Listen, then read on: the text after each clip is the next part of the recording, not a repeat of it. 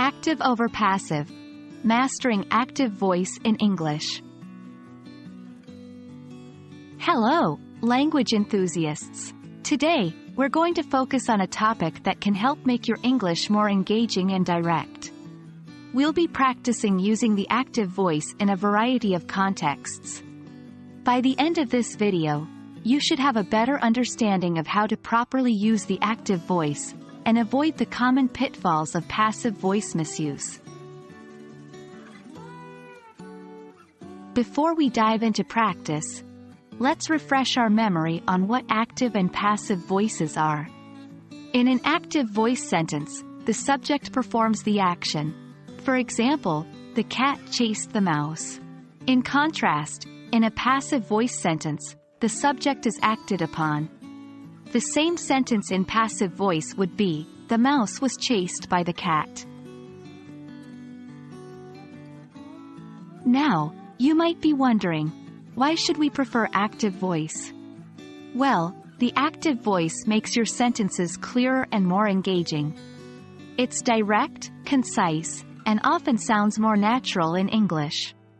While passive voice has its uses, it can often lead to wordy and confusing sentences if misused.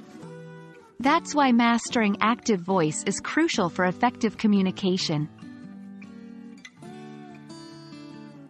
Now let's practice using active voice in different contexts. We'll cover 1. Narration. John baked a cake.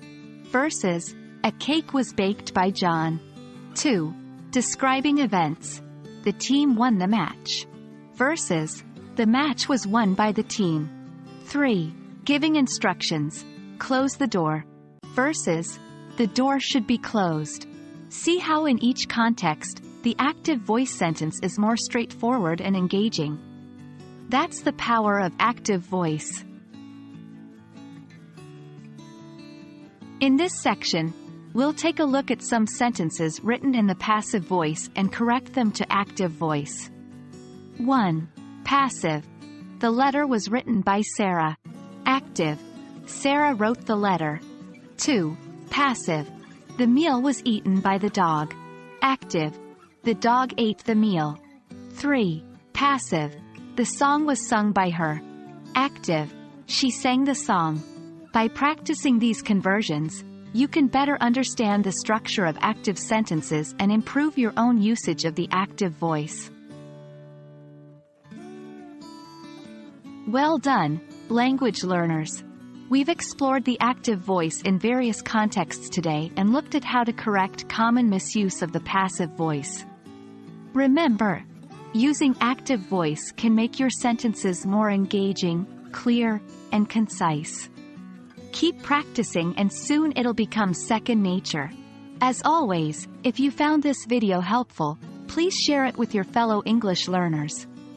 Happy learning!